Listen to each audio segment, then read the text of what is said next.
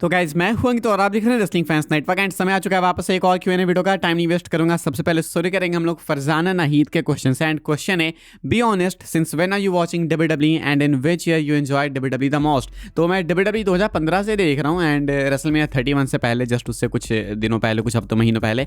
And किस साल मैंने डब्ल्यूडब्ल्यूई सबसे ज़्यादा इंजॉय करा, ये थोड़ा हॉट टेक हो सकता है, लेकिन सबसे ज़्यादा मैंने डब्ल्यूडब्ल्यूई इंजॉय किया 2023 के महीना से लेके 2024 के महीना तक, क्योंकि 2024 के महीना का जो रोड था बहुत ही इनक्रेडिबल था। हालांकि बहुत ही डिबेटेबल होगा, बहुत लोगों के लिए अलग अलग होगा, लेकिन 2024 का जो रोड टू महीना था, वो जो 3 महीने ही थे स्टार्टिंग है, जनवरी फरवरी मार्च या अप्रैल भी काउंट कर लो, वो इतने स्पेशल थे कि मैं बोल सकता हूँ कि हाँ वो बेस्ट पीरियड था। मतलब जितना मैंने डब्ल्यूडब्ल्यूई देखा है अपने होश हवास में, उसके अकॉर्डिंग बताऊँ तो मुझे पसंद आया था। आप लोग अपना बताना। इसके बाद अपना जो अगला क्वेश्चन है वो ध्रुव पायल का एंड क्वेश्चन है who should be the next creative head of WWE after triple H. In my opinion it should be Seth freaking Rollins. इनका क्वेश्चन है कि ट्रिपल एच के जाने के बाद डब्ल्यूडब्ल्यूई का नेक्स्ट क्रिएटिव हेड कौन होना चाहिए। इनके हिसाब से सेथ को होना चाहिए। मैं बताऊं तो सेथ को नहीं होना चाहिए, क्योंकि सेथ रॉलिंस भी आएंगे ना तो इवेंचुअली वही चीज़ होगी कि ट्रिपल एच देखो ऐसा था, ये भी वैसा ही है। मतलब ज़्यादा अंतर नहीं दिखेगा। सेथ रॉलिंस भी लाइक ऐसे ही सुपरस्टार्स को पसंद करते हैं पुश करना, नॉर्मली उनके ओपिनियन से, उनके इंटरव्यू से पता लग जाता है, जैसे कि ट्रिपल एच करते हैं। तो ऐसे में कोई ज़्यादा अंतर आएगा नहीं।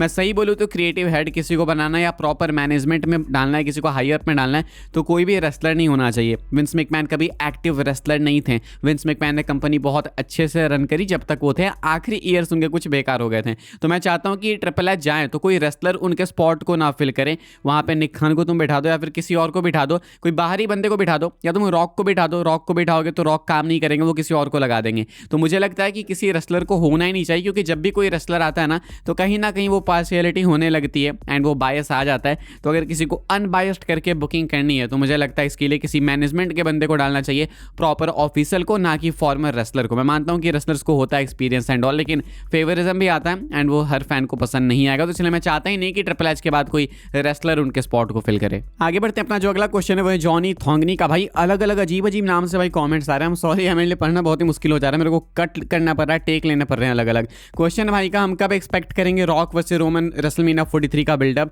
क्या वो अगले साल शुरू होगी या फिर इस साल के खत्म में? क्या लगता है? देखो, रॉक रोमन एक ऐसा मैच है जिसको आप साल भर बिल्ड कर सकते हैं, लेकिन अब डब्ल्यूडब्ल्यूई से इतना तो एक्सपेक्ट करना बेकार है। वी ऑल नो भाई, इतना तो हम लोग सीख गए, लाइक आदत लग गई है। लेकिन हाँ, तुम एक तरीके से देखोगे तो बिल्ड अभी स्टार्ट हो भी चुकी है हल्की सी। रोमन ने रॉयल रंबल वाले व्लॉग में कह दिया साफ साफ कि वो अगले साल भी सऊदी को टेक ओवर करने वाले हैं, रियाद को टेक ओवर करने वाले हैं। एंड हमने रूमर्स तो सुन के रखी है, अपडेट सुन के रखी है कि रॉक रोमन का मैच डिस्कस किया गया है रेसलमेनिया 43 के लिए। तो ऐसे में मुझे लगता है कि इनिशियल बिल्डअप तो यहाँ पे चालू हो गया है, लेकिन हाँ मुझे लगता है कि डब्ल्यूडब्ल्यूई वाले चाहे तो ईजिली सर्वाइवर सीरीज के अराउंड चालू कर सकते हैं रोमन रॉक के बिल्ड को। मुझे लगता है इस साल के वॉर गेम्स में भी रोमन का पार्ट होगा, काफी इंपॉर्टेंट रोल होगा आई गेस सो। एंड शायद हो सकता है यहाँ पे कुछ हमें हिंट मिल जाए, एंड अगर नहीं भी होता तो भी अगले साल जनवरी से तो हो ही जाएगा। मतलब अगले साल तो भाई देखो इनके पास लास्ट चांस है, वहां पे नहीं होगा रॉक रोमन तो कभी नहीं होगा, ये तो फैक्ट वाली बात है। एंड फैंस का इंटरेस्ट भी खत्म हो चुका है, तो मुझे लगता है सऊदी ही है जो एक आखिरी बार इंटरेस्ट जगा सकती है, इसके अलावा नहीं कुछ हो सकता है। तो ये लास्ट अपॉर्चुनिटी इनके पास,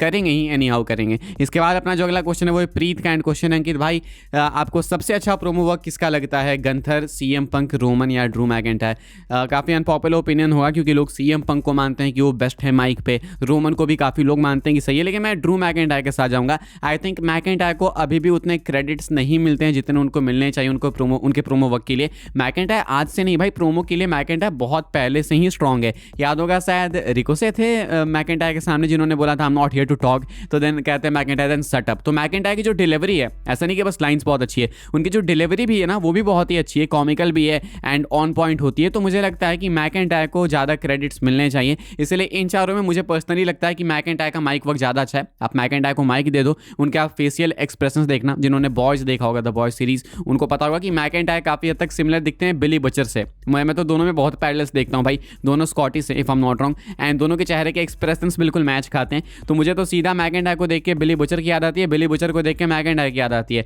तो मैं मैकिंटायर के साथ जाऊंगा। मुझे लगता है मैकिंटायर के प्रोमो स्किल्स काफी बेटर है, लेकिन इनको उतना क्रेडिट इसके लिए मिलता नहीं है। इसके बाद जो अपना अगला क्वेश्चन है वो है विनीत यादव का, एंड विनीत यादव भाई पूछते हैं जब सऊदी वाले रॉयल रंबल में रिटर्न नहीं करा पाए तो क्या हमें रेसलमेनिया के लिए एक्सपेक्ट करना चाहिए कि वो ड्रीम मैचेस करवाएंगे? बहुत ही फेयर पॉइंट है आपका।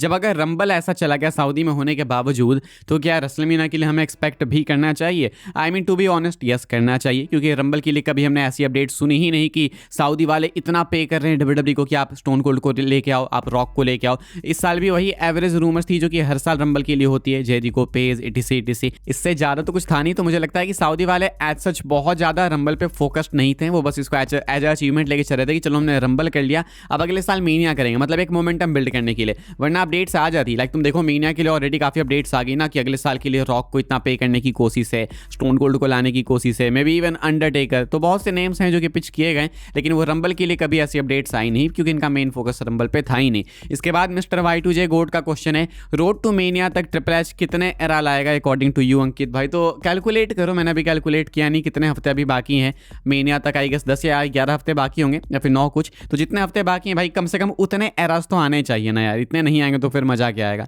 इसके बाद जो अगला क्वेश्चन है वो है वाइट 111 का, एंड भाई का क्वेश्चन है your first WWE match that you have watched and your all time favourite WWE match.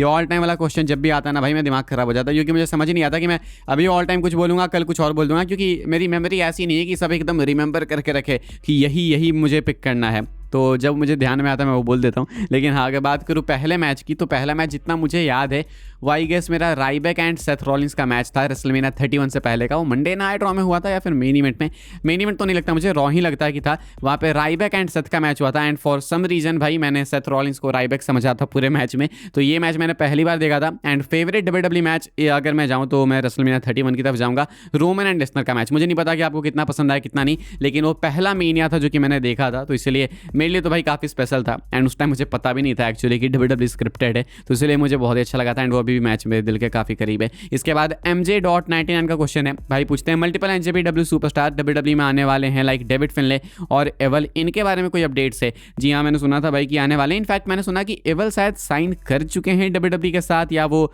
Sign करने वाले हैं, आई एम नॉट सो श्योर, लेकिन ईवल तो बहुत ही क्लोज है इतना मैंने सुना है। तो यार ये लोग आने वाले हैं, अब कब आएंगे नहीं पता, फिर आएंगे भी तो कहाँ पे आएंगे वो नहीं पता, बट आई गेस ईवल पहले आएंगे। आगे बढ़ते हम लोग बात करते हैं अगली अपडेट के अगले क्वेश्चन के बारे में। मसल मेमोरी हो गई है भाई, मतलब मेंटल मेमोरी हो गई है। भाई का क्वेश्चन है HQ ओरिजिनल्स का कि गुंथर को कौन हराएगा? बहुत ही जेन्युइन क्वेश्चन है, गुंथर को हरा के कौन रिटायर करेगा? बहुत ही मुश्किल है ये बताना। मुझे लगता है एट दिस पॉइंट गंथर खुद को ही रिटायर कर लेंगे, लेकिन अगर किसी एक का नाम लेना हो तो मुझे लगता है या तो वो होने वाले ओबा फैमी, नहीं तो ब्रेकर, ये होंगे। इसके बाद जो अपना आखिरी क्वेश्चन है इस वाले Q&A वीडियो के लिए वो है अलापन दास गुप्ता का, एंड क्वेश्चन है do you think CM Punk will turn heel in future as he is close to retirement? If yes then what can be the story line? क्या CM Punk कभी heel बनेंगे?